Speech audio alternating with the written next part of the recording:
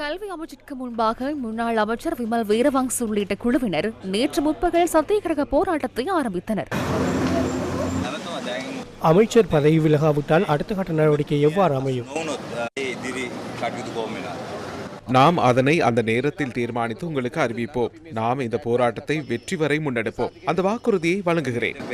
இன்று காலை கல்வி அமைச்சிலிருந்து கல்வி அமைச்சர் வெளியில் சென்ற போது சத்தியாகிரக போராட்டத்தில் ஈடுபட்டவர்கள் இவ்வாறு செயற்பட்டனர்.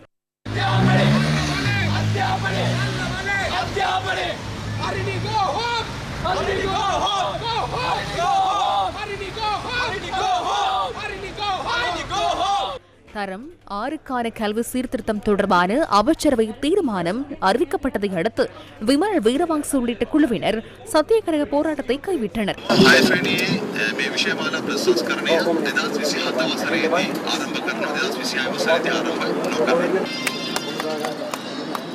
ஹரிணி அமரசூரியவை பதவி விலகுமாறு விடுக்கப்பட்ட அழுத்தத்திற்கு தற்போது என்ன நடக்கும்?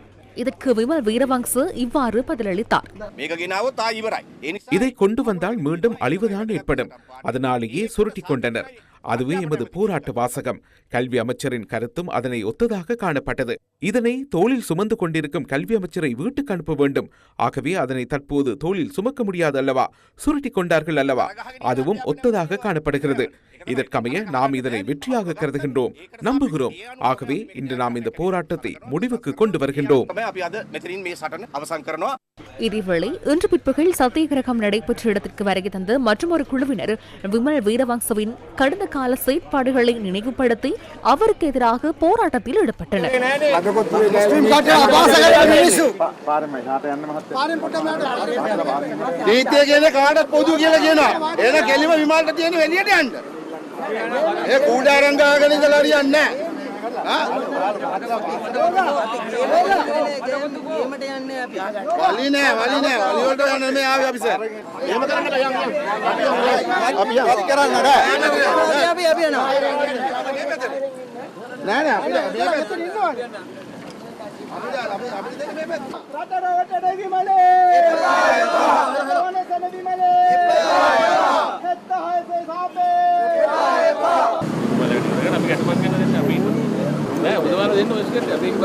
சத்தியாகிரகம் நிறைவடையும் வரை தமது போராட்டத்தை கைவிடப் போவதில்லை என குறித்த குழுவினர் போலீசாரிடம் தெரிவித்தனர்.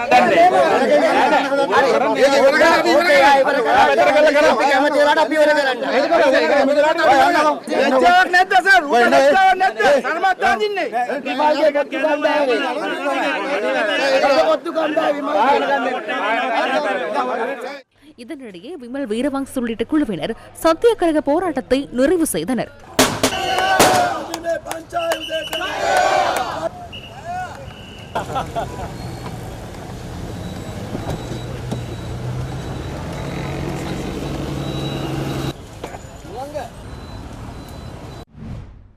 விமல் வீரவங்சவின் சத்தியாகிரக போராட்டம் தொடர்பில் அமைச்சரவை பேச்சாளர் இவ்வாறு கருத்து வெளியிட்டார். நாங்கள் எடுத்த தீர்மானம் அவரின் சத்தியாகிரகத்தை நிறுத்துவதற்கான காரணமாக அமையாது என நான் நினைக்கின்றேன். ஏனென்றால் அவர் பிரதமரை பதவி நீக்கவும் கல்வி அமைச்சர் பதவியை நீக்குவதற்காகவே அவர் சத்தியாகிரகம் இருக்கின்றார். ஆகவே அந்த சத்தியாகிரகத்தை தொடர்ந்து முன்னெடுக்க நேரிடும் என நான் நினைக்கின்றேன்.